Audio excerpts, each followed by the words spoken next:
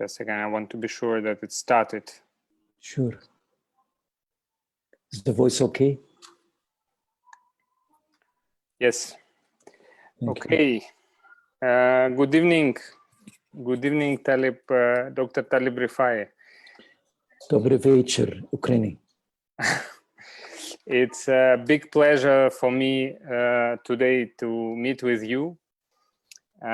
Big honor for me, for National Tourism Organization of Ukraine. And I'm pretty sure that for all Ukrainians who know you, who met with you before, and who trusted in all your wonderful presentations and meetings when you visited our country. I even put it Thai, so much I respect you. I'm sorry, I did not. I'm sorry, I did not. Not a sign of disrespect at all. It's Corona. Yeah. And it's Friday here. Friday is Sunday at your end. Yeah, it's a Friday evening, and it's a good prime time to meet that all have possibility to watch this broadcasting because not so many things are working yet because of the COVID. That's And right. it's not only negative sides, but also positive sides, that thanks to this quarantine, we have possibility to meet every day on these global meetings. That's right, Ivan. Ivan, you're a very good friend. And I'm very happy to be here speaking to Ukraine. Ukraine is a very special country to me. Very special, you know that. There's a very special place in my heart. Truly. Thank you very much for this. Okay, Dr. Rifai, I prepared for you not many, but 10 questions, which are highly interesting for myself. And starting from today, we introduced the new format of interviews with professionals of tourism sector. It's very honorable that this new format we start from you. You are the first speaker and first our special guest. I will introduce you to all who watch now in our Facebook page that Dr. Taleb Rifai is the ex-General Secretary of UNWTO, World Tourism Organization, for 2 terms, actually, for 8 years, from 2009 till 2017. It's a long period of time. You quitted 2 years ago, and now you are member of advisory board of council of Airbnb, right? Right.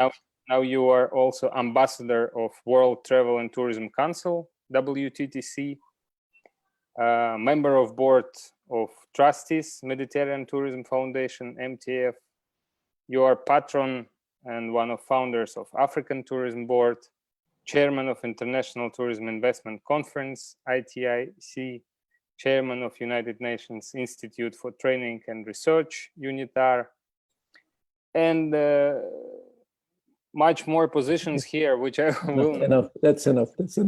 Yeah, many positions. So you continue to stay very active after 8 long years, when you were true formal and informal global leader of tourism sector. So how do you feel now? Are you missing UNWTO? Of course, UNWTO is very much part of me. But what I want to say here is that when I came to tourism, I came by accident, really. I was not trained to be in tourism. But you fall in love with somebody, like a man that's falling in love with a lady late in his life. And when you fall in love with something, you have passion for it. So it's difficult to leave it.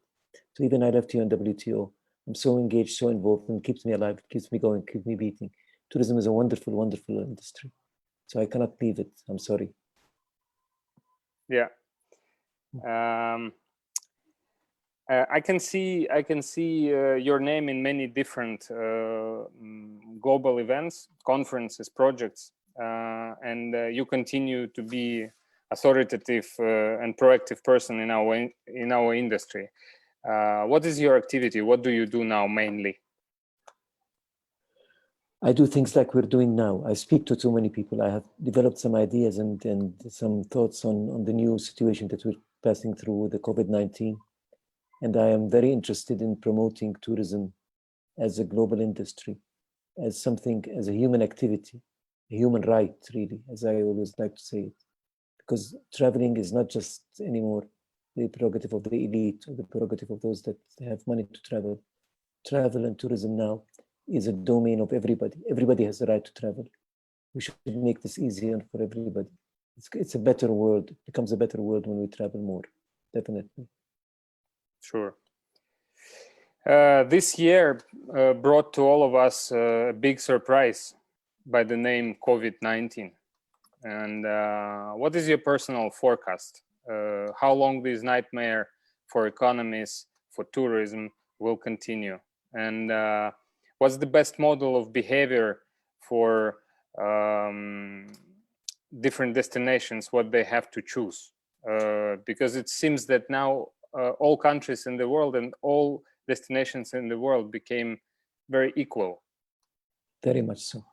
I want to look at the positive side of it. In the Chinese language, the name, the word crisis and the word opportunity are the same words. And I like to see the opportunities that can come out of it, not just the crisis. Of course, this crisis has hit so many economic sectors, particularly tourism. Tourism is the hardest hit sector in the economy, without doubt. There's no travel. If there is no travel, there is no tourism, and travel has stopped completely because of Corona. But this is a chance for us to review what we are doing, to see the best out of it. For example, we have now developed ideas around 3 stages to come from survival to recovery, from survival to revival. First of all, you have to keep the businesses alive. Keeping the businesses alive means that the governments have to, and the society has to support the existing facility. In other words, there must be direct financial support to hotels, to tour operators, to airlines. This has been done in many countries around the world. This is just to keep them alive now. When they are standing on their feet, they must start concentrating on local, domestic, and regional tourism. Here, there is a big opportunity, because for a long period of time, we have not paid enough attention to domestic tourism. We only thought of tourists as people coming from outside, especially in developing countries. Tourists are blonde people with blue eyes that come here. They're treated like gods on the earth. The most important thing is for the people of the country to travel and understand the country. I completely believe that there is no country that can be enjoyed by a foreigner if it's not enjoyed first by its own people. So putting domestic tourism first is not just a matter of need and necessity now. It's a matter of principle for me. This principle, we have an opportunity to put it back on the map. Africa, for example, I'm working with Africa a lot. Africa received 5% of world tourism, but now Africa is completely stopped, while Africa has so much people that can travel within Africa. But to start focusing on domestic tourism, you have to think differently. You have to start thinking, for example, in Ukraine, you cannot make advertising in English or French or Spanish. You have to advertise in Ukraine, to speak to the people in their own language. You have to observe what the people really need. What's their main interest. They go picnicking, for example, Saturday and Sunday. You make something out of it. You make a product.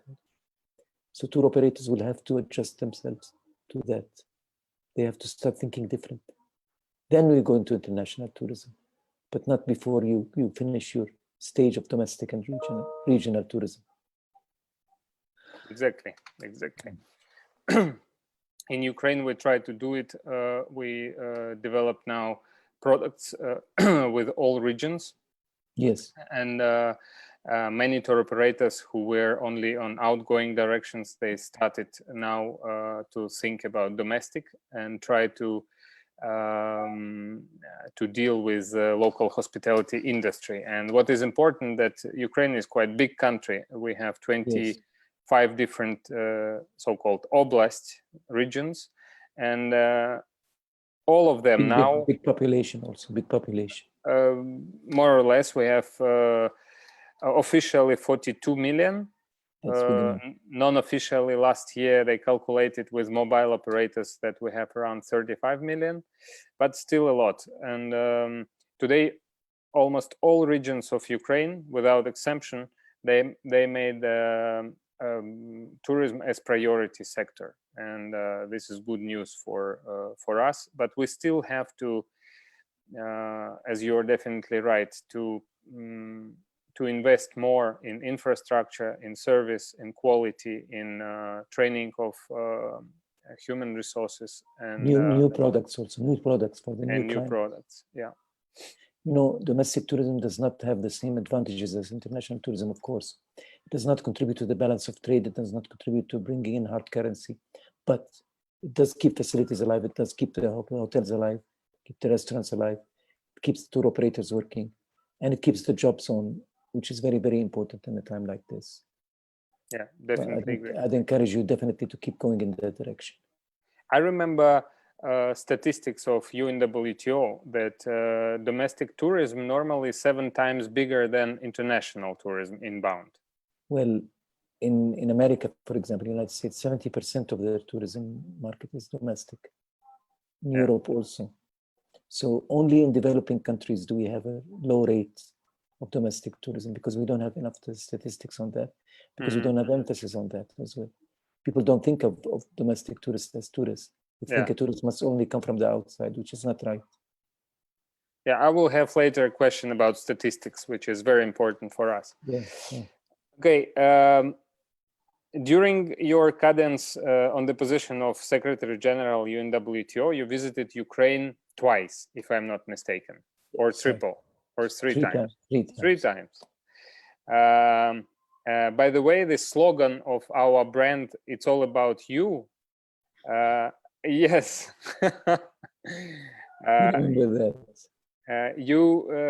You invented it because if you remember in 2013, when you were our guest on the forum, it was right before the Maidan happened in autumn, October of 2013, when we presented this new brand with Elena Shapovalova, if you remember. Of course, Elena is a very good lady, very good friend. Yeah, I hope she is watching us now. So too. And you actually invented this brand when I asked you, what do you think about Ukraine? What can be the slogan? And you said, Ukraine, it's all about you. It's all about me. That's right. Yeah. Ukraine should feel very special in Ukraine. Yeah.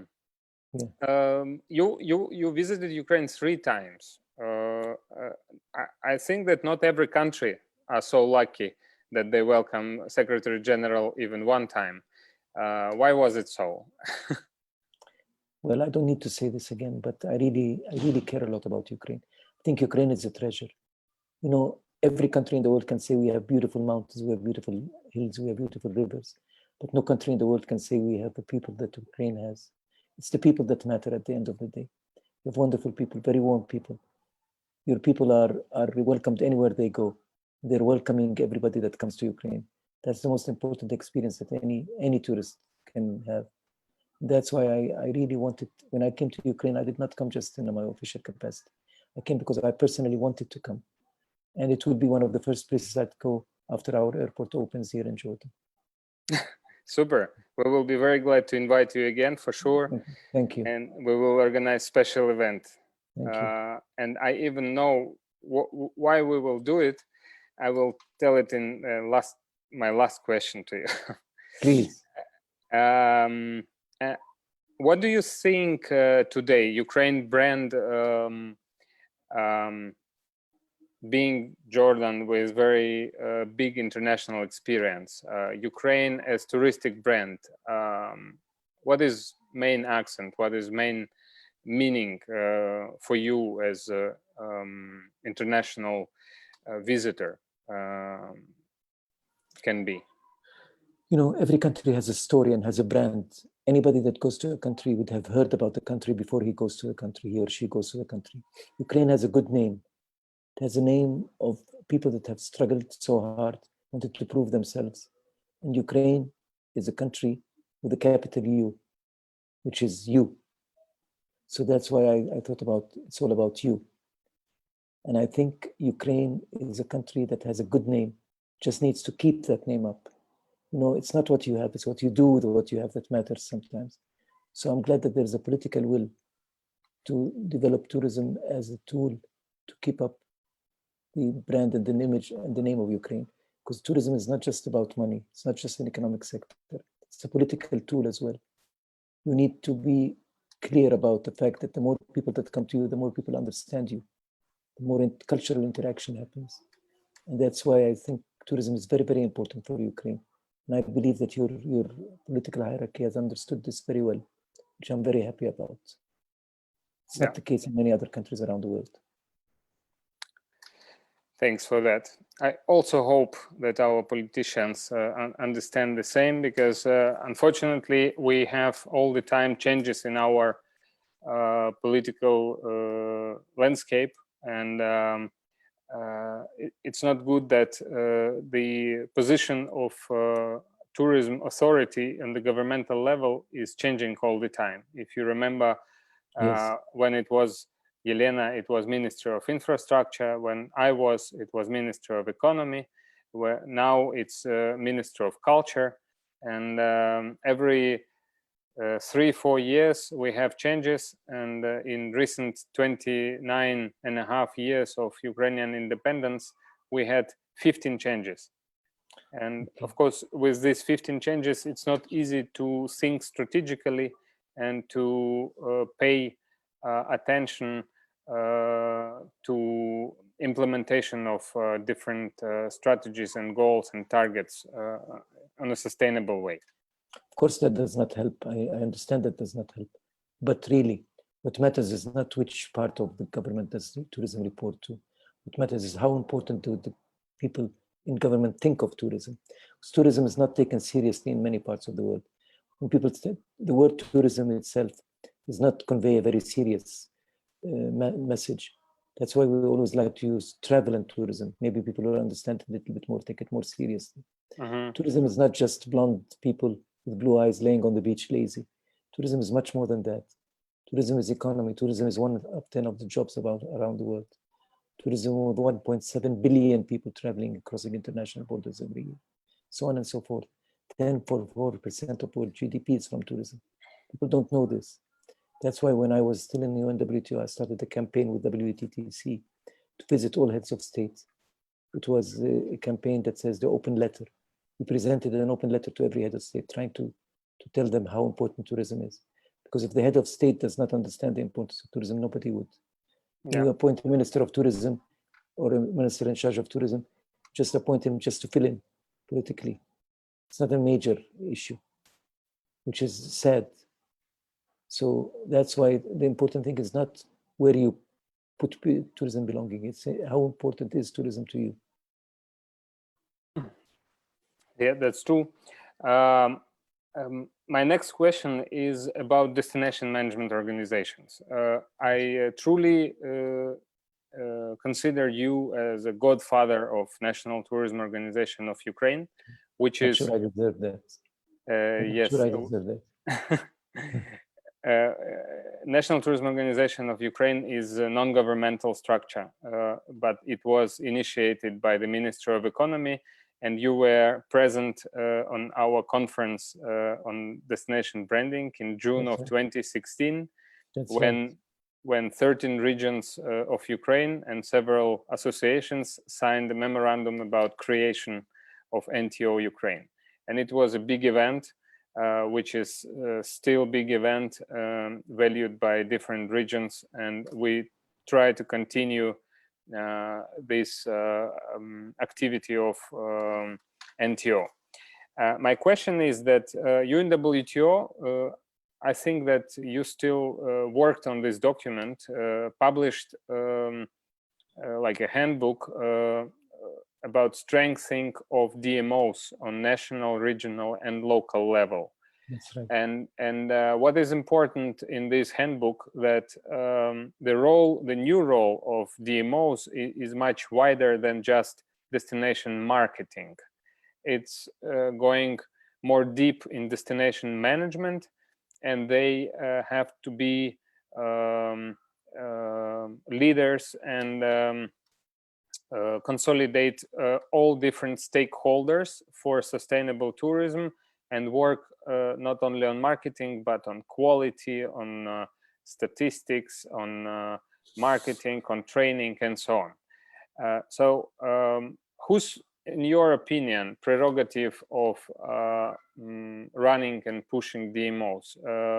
Governments regional local authorities, or more it have to be from business side and community side? I believe that all ideas must start from government. Government are leaders of everything. But the engine that drives this is not the government. Government must initiate it, must encourage it. But at the end of the day, it's the private sector that runs it. And that's what all DMOs are all about. Now, just to comment on what you said, DMOs, the name speaks for it. Destination Management Organization. It's not just Destination Promotion Organization anymore. And management includes all of that. So instead of having everything centralized within the Ministry of Tourism, you have every destination taking care of its own way, its own self. And you must develop also a product. This product must be developed by the DMOs, and then you should promote it. And then you should develop it. You should train the people to do it. All of this are the responsibility of the DMOs. I think the DMOs must be run by an independent body. That's a combination of officials and private sector. But the private sector must be behind this. If the private sector is not behind it, it will never work. But if the government is not behind it as well, it does not get started to start with. That's my belief. Yeah, thank you for this. True, we try to involve, and on the national level, it's easier because it's Ukraine is very centralized still. But today we work on regional and local level, and it's not easy to consolidate different stakeholders and to make equal understanding of authorities and business on the importance of the tourism. And for example, Kiev is a very important destination. Sure. Per se. I mean, you don't have to start with regions. You could start with cities as well. So Kiev must have its own independent body, because coming to Kiev is not like coming to Ukraine. Ukraine, of course, you have to come to Ukraine through Kiev, but Kiev is an important destination by itself. It's a product by itself. Yes. Kiev is the capital, of course, and it's a hub for all transport connections. And since last several years, all carriers mainly made their connections with regions through Kiev, and that's why the volumes of inbound to Kiev is about 15 times bigger than any other city of Ukraine. Definitely. Even domestically, people in the countryside want to come to the big city, want to come to their capital. This is domestic tourism as well. So, true. Yes. Okay, thank you. My next question is number 6, is about international standard organization and about standardization and certification and in general quality management. In UNWTO was published a very good book. I even have it here, and we translated it. Into Ukrainian about quality management, integrated quality system for destinations, which describes that all links of tourism value chain, they have to fulfill criteria of different standards, and only in that case the whole tourism product will be considered quality. And for sustainable tourism, it's highly important. So what's your position on the quality management? Okay, let me bring you the example of what we just started to talk about, COVID-19. Yeah. For example, there are certain protocols that WTTC has produced, luckily. Now, these protocols are good to have, but then who can guarantee that these protocols are being used, are being implemented?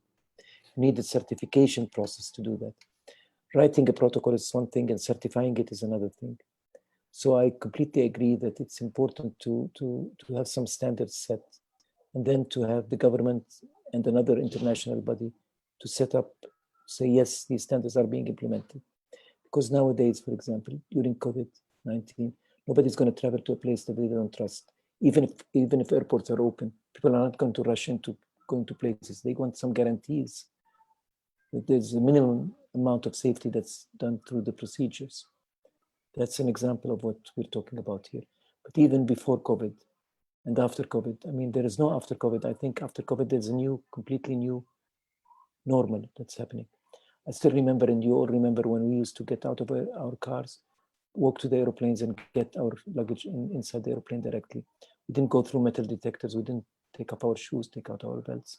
Nowadays, it's become a norm of life. I think it will become a norm of life now to follow some procedures, to put on a mask, to keep social distancing. This is something that is not going to just go away. It becomes our way of life. Actually, if you think about it, just look at East Asia. In East Asia, everybody wears a mask even if you have a cough, before even COVID-19. So it was not something new to them, because they knew that. In Korea, if you want to enter a house, you have to take off your shoes before entering the house. Nowadays, everybody's saying, take off your shoes before you enter the house.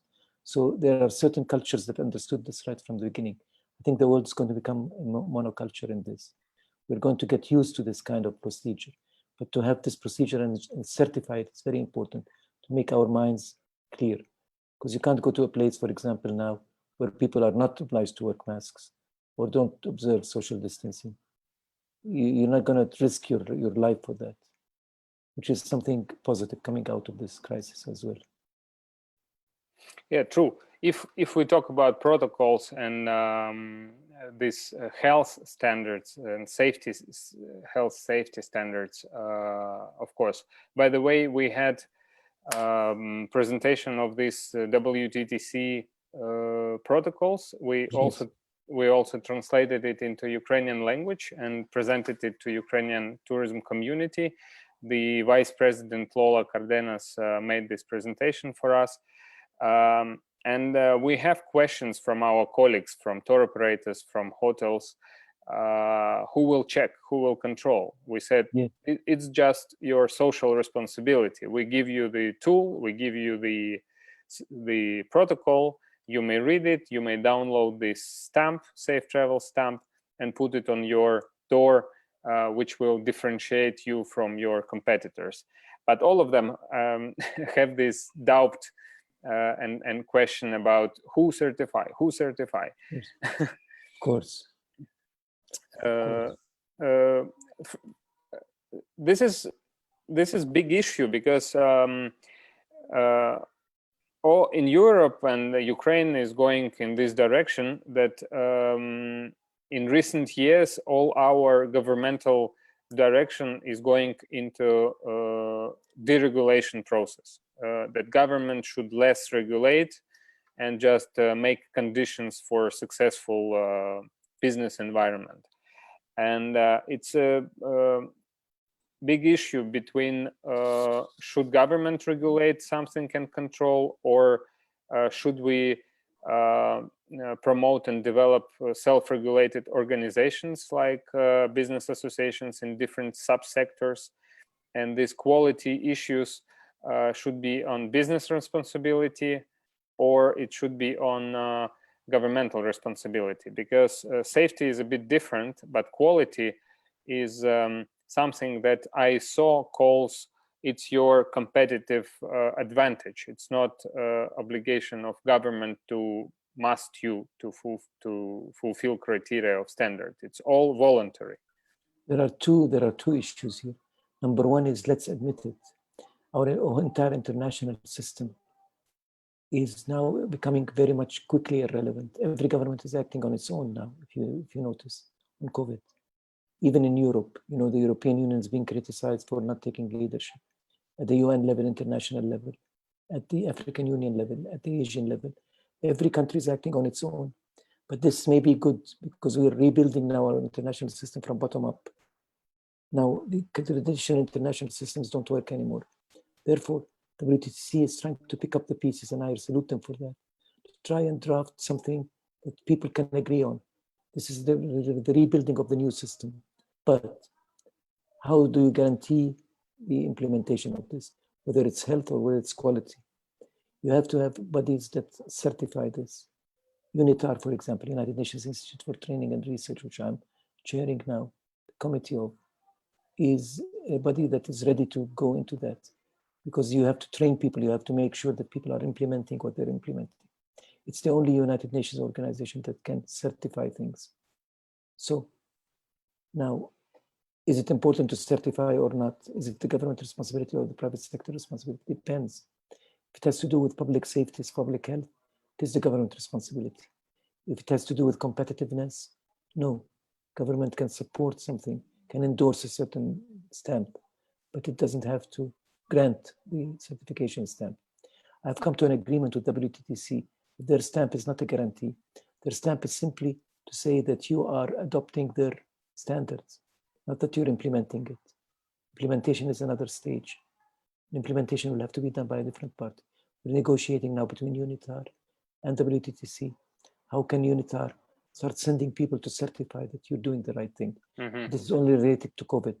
On the quality part, it's a different story. On the quality part, you have to compete now on trying to bring in international organizations like Forbes, like any of the others, that can guarantee that what you're doing is right. You enter a Marriott hotel and you see a sign there saying, for example, UNWTO, UNITAR has certified this institution to have provided this and this quality. People would feel better nowadays to do that. When you go into a hotel, from the minute the bellboy comes to pick your luggage from the car, to the minute you go into your room, procedure there has to be very much detailed now. He has to come with gloves, has to come with a mask. You go and check in into a reception desk. What are the receptionists doing? They get your money, they get your credit card. How do they handle the credit card? How do you go up to your room by elevator, by stairs? Who carries your bags? What happens to your room? Who cleans your room?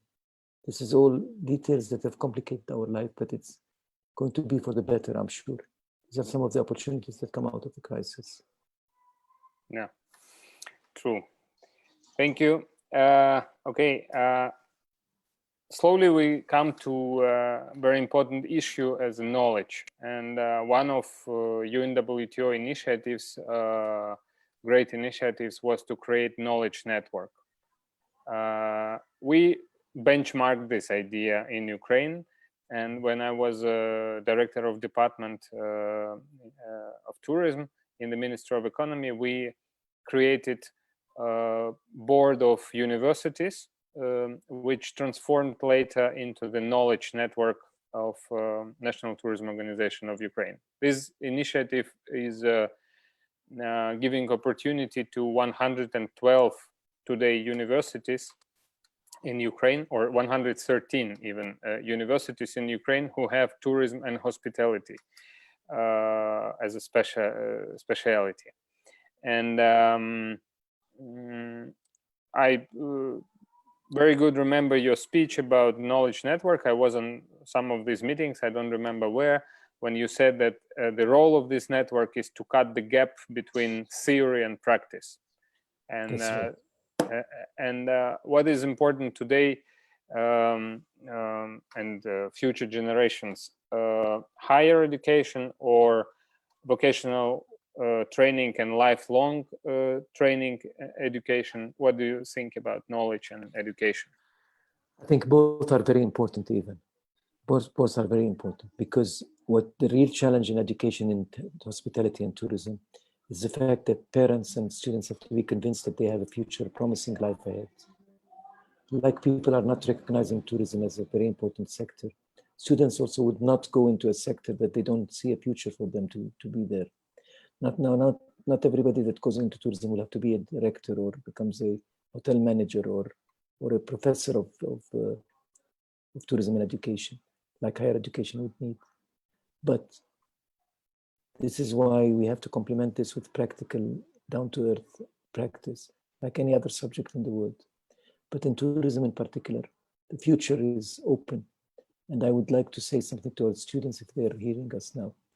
You know, working in tourism, the sky is the limit. You can become whatever you want to become. You can become a master chef. You can become a wonderful, wonderful hotel managers have become even much more than executives in companies.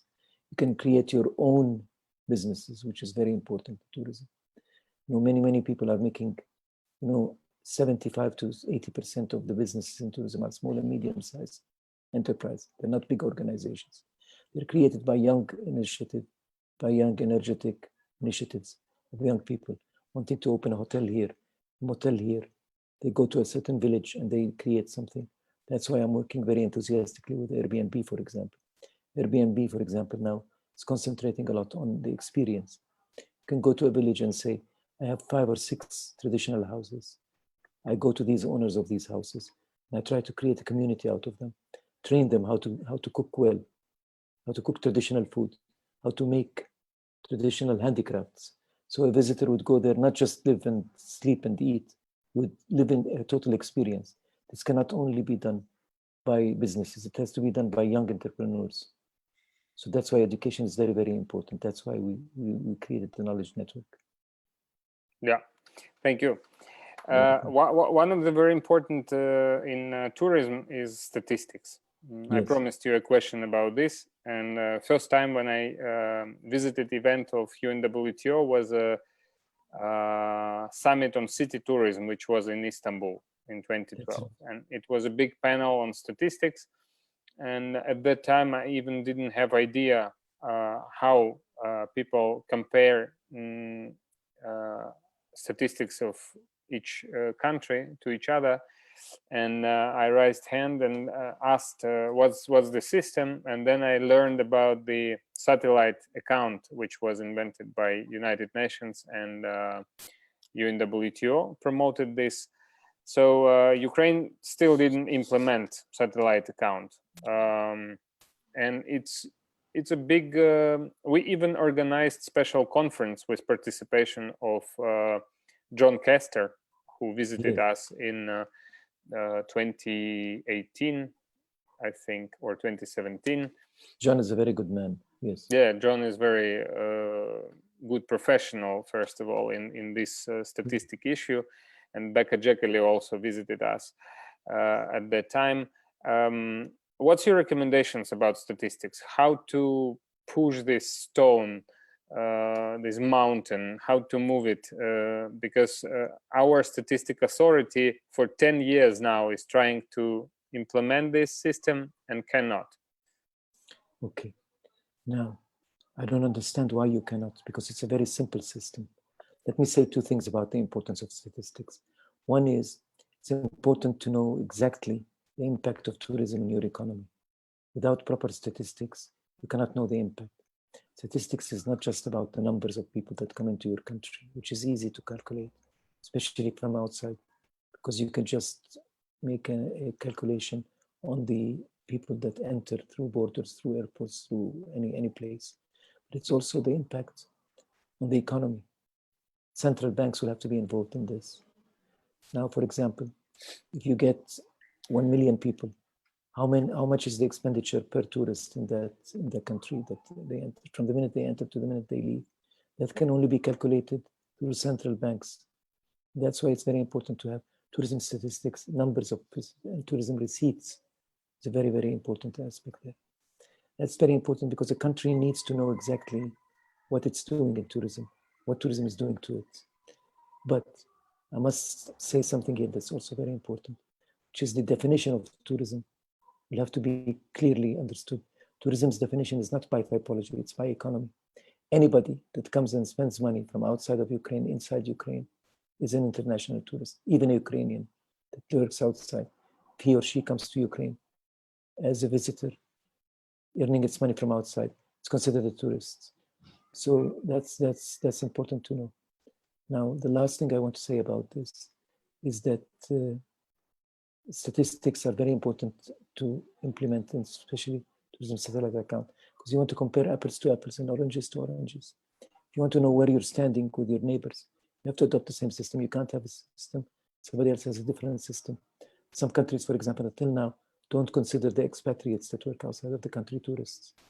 Some countries count them as tourists. So it shows in the records of some countries more tourists than the other. So you have to be fair with yourself and fair with everybody else. You have to apply the same standards. That's why it should have been an international organization to adopt this. And I encourage you to seriously go into that. It's not a big deal. It will take a little time, but it's not a big deal. In our little country, Jordan, here, we have already satellite accounts. And the account is producing only two elements. One is the number of international tourists. 2 is the income generated from tourism receipts. These 2 elements are very, very important now. Of course, after that, there are other things that could be attached to it.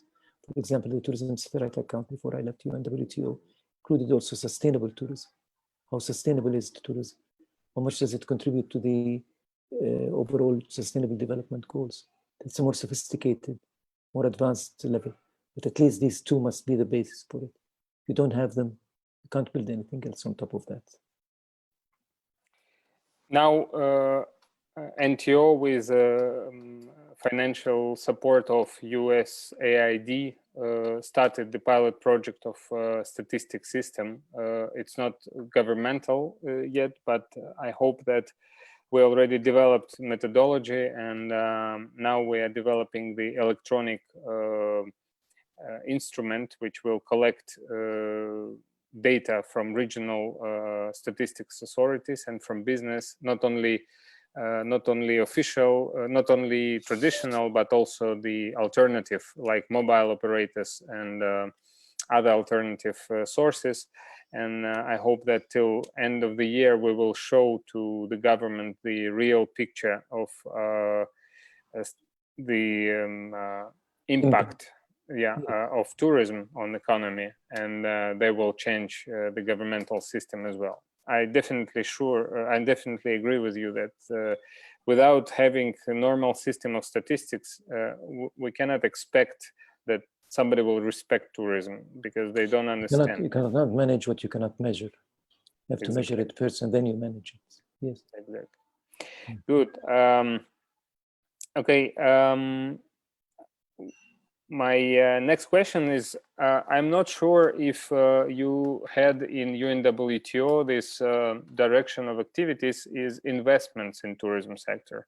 Ukraine is highly needed in attraction of foreign directed investments, and also increase internal domestic investments in infrastructure. We need investments in many things, in roads, in airports, in rail connections, in hospitality industry. We need to attract new hotel chains, because only in Kyiv are concentrated international hotel groups. In other regions there are no international hotel groups. And what is your recommendation in this direction? Where to start from attraction of investments? Okay, one of the hats that I'm wearing now as well is ITIC. ITIC is International Tourism Investment Conferences.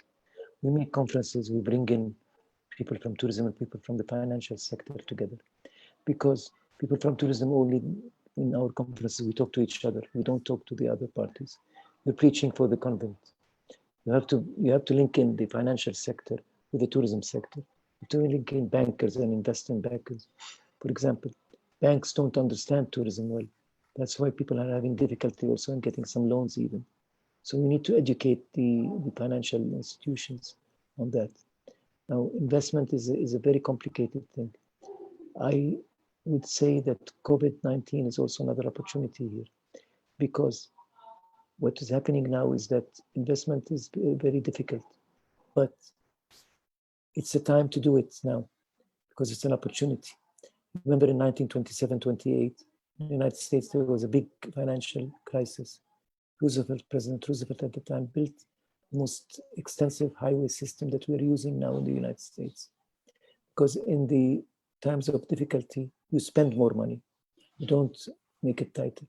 So now is the time to spend money. I would encourage the Ukrainian government even to borrow money, to spend it, if it has to. Because spending money is very important. Spending money on infrastructure projects, on roads, on airports. That's very, very important.